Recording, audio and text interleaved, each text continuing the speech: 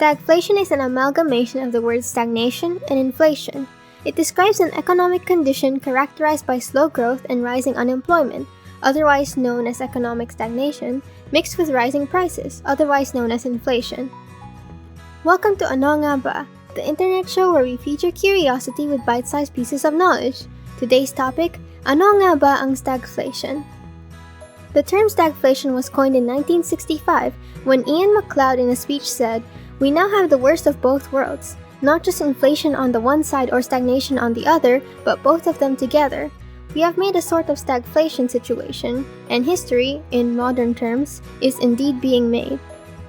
While stagflation technically refers to a period of rising unemployment accompanied by sharp price increases, economists have recently used the term more broadly to refer to a period when inflation stays significantly higher than the Federal Reserve's target and the economy slows or contracts.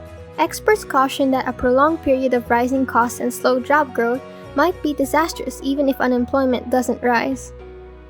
Experts are divided on the causes of stagflation. Each economist school offers a unique perspective on the subject's history. Two basic hypotheses, however, can be derived: supply shock and poor economic policies.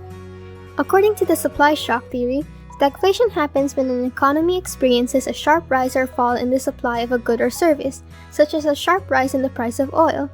As a result, production becomes more expensive and less profitable, which slows economic growth. A second theory holds that poor economic policies may be the cause of stagflation. For instance, the government may adopt a measure that damages certain sectors of the economy while expanding the money supply too quickly. The implementation of these policies at the same time may result in slower economic development and higher inflation. Sadly, there is no definitive solution to stagflation. It is expensive and challenging to end from a social and financial perspective. What are your thoughts on stagflation? Let me know in the comments section below.